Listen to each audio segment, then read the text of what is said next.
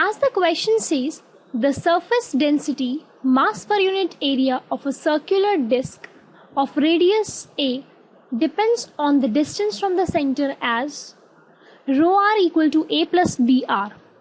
Find its moment of inertia about the line perpendicular to the plane of the disk through its center.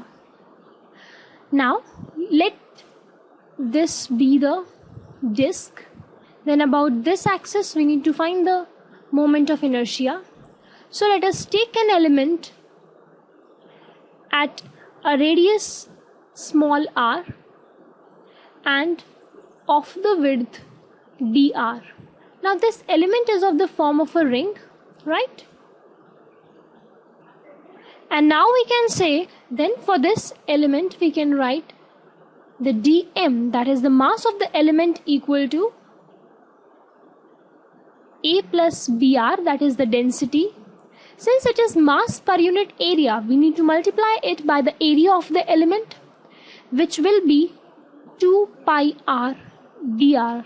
Now how we got this area is, the area of this, we can do it by subtracting the total by the inner area, but let us be a more approximate sort of thing. Here we are having 2 pi r as the perimeter of this, and we are multiplying by the thickness of this dr, that is.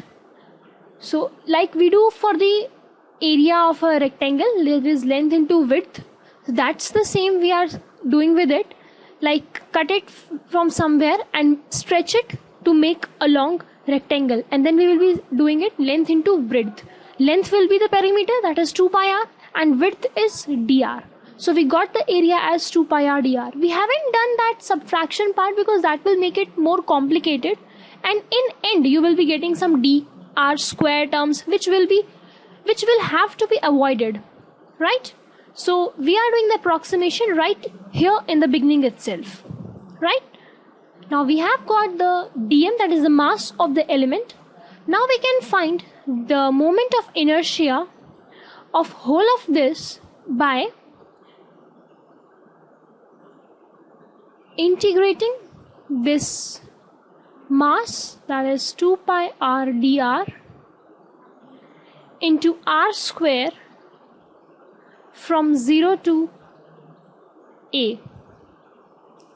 Integrating it and putting the limits, we get 2 pi a to the power 4 by 4 plus b a to the power 5 by 5. Right? The only point that was important here was this, that how we got the dA, that is the area of the element.